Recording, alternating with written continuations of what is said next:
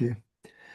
Uh, we're going out with Jared, and it's not 2 o'clock in the morning, mate. So, Oh, I'm so glad I get a chance to read instead of having to do that. And I don't know how that happened, but I am glad to be here with everybody. So I also wanted to provide just a little bit of context about my piece. It's a little bit the subject matter is one that is a little different. I'm a teacher as well, and I think that at least in America, I can't help but look at the education system, one that is so disgustingly tied to numbers, standardized test scores, like all of these things that just reeks of the kind of capitalism that distracts from the humanity that we should be learning about. Um, and that is the subject of my poem. Um, the piece is called Tear Down the Walls. The smell of pencil shavings and disinfectant drifted through the hallway, as though someone was trying to keep the place clean in spite of a world outside that never has been. The loudspeaker chimed, and a voice announced that standardized testing would begin the next day, that students should get plenty of sleep and eat a good breakfast so that they could do their very best because a strong performance would benefit their future. But my mind distorted the message as I was distracted by staff meeting reminders from earlier in the week. Test scores determine funding. Funding determines success. Success determines everything. The next morning, I avoided eye contact with everyone, hoping it'd hide my frustration. And I wondered when American education became a race run in circles, like some NASCAR spectacle, where losers fall behind, crash, and burn, and those lucky enough to complete all 500 miles only end up where they started. More passages to read, more problems to solve, more prayers to the sky that somehow all of this will matter because it seems as though some know that they won't have the power to make it happen for themselves. The kids filed into the testing room. No makeup could hide the dark circles under their eyes, and no Red Bulls or large coffees could free them from the anxiety weighing them down.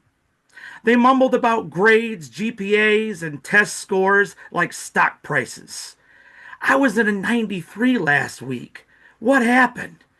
I bombed that damn quiz. If I can't bring that grade up a point, my 4.0 is toast.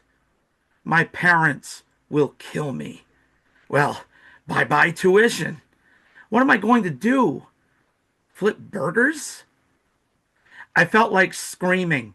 I desperately wanted to tell them that you can build a happy life tending to a grill or styling hair if that's your passion. That knowing how to listen, to question what you hear, that learning to see the world beyond your own reflection is worth more than any A. But I didn't have the time, and this certainly wasn't the place. We encourage students to chase arbitrary letters and averages as though these things quantify their worth, to hunt for approval from authority like corporate brown nosers, hoping to stand out in a crowd of other obnoxious ass kissers, to memorize what's already known instead of searching for ways to make things better for themselves, for everybody. We call them lifelong learners if they can do all of that well enough. But should we? We assess their minds with metrics that only measure one kind of intelligence. Perhaps they can tell you how to solve problems in a math textbook with a quadratic formula, or how to punctuate a sentence accurately, but not the names of the kids who clean the cafeteria because they just want to help, not for extra credit. And maybe they can write an essay about America's manifest destiny.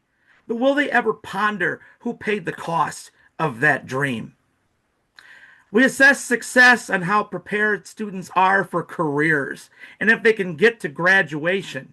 We celebrate them in their caps and gowns, act like their diplomas in their hands are some kind of golden ticket to ride to the land of hope and dreams, and pretend we aren't sending sheep to the wolves, into the real world that doesn't care that you were on the honor roll, what your class rank was, how many clubs you joined, how many sports you played.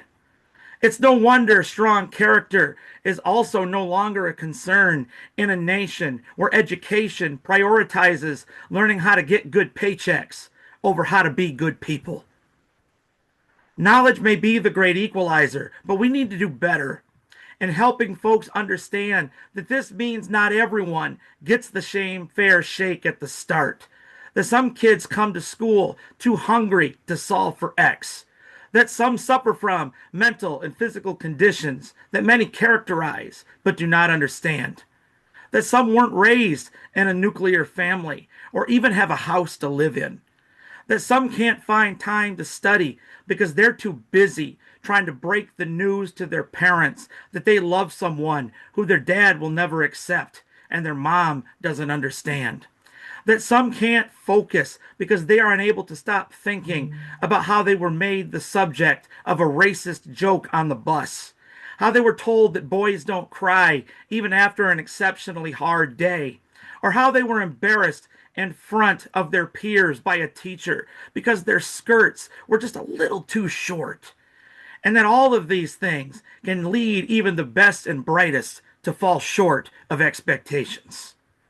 We lecture that all the hard work will level the playing field, but if we're not teaching humanity, that other people matter as much as personal performance, it's no wonder that we lift up the A student, even if they don't need to pay attention in class, since they were blessed with big ability and private tutoring funded by their parents' even bigger bank account, over the C student who worked their ass off for it without family or financial support and still managed to help their friend through the loss of a loved one, or the time when they had to fight to find a reason just to keep going.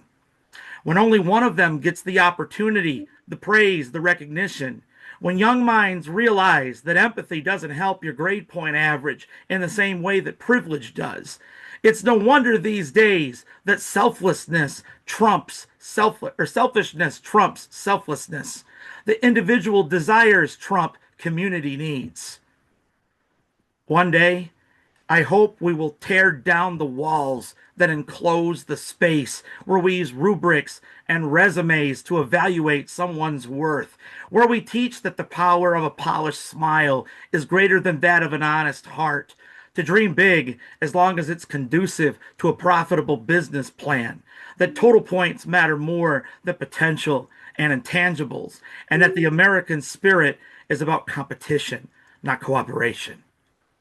Then, from the rubble, we will construct a sanctuary with tables instead of desks where kids collaborate to create a better world that we all deserve, where numbers have greater value or names have greater value than numbers, where all are seen and respected despite their differences, where failure isn't punished or ignored, but studied, understood, where profits aren't the only indicator of accomplishment, where lending a hand to help others keep from falling behind is honored more than a gold medal, where they work towards finally achieving the American ideal, a place where all voices are heard, where everyone truly gets to dance, where we understand that no one wins unless we all win, a place to stand together.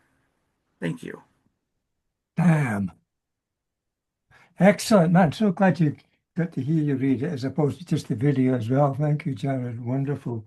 There was a program on the radio today, and apparently there's got to be 1.5 million young people leaving school, colleges, unable to get work because there's no jobs for them at all. It's terrible. I remember at an age you could leave school, you had choice of jobs, go wherever, good jobs, bad jobs, but now there's not even that. Anyway, thank you very much indeed. I will jump in the queue a little bit because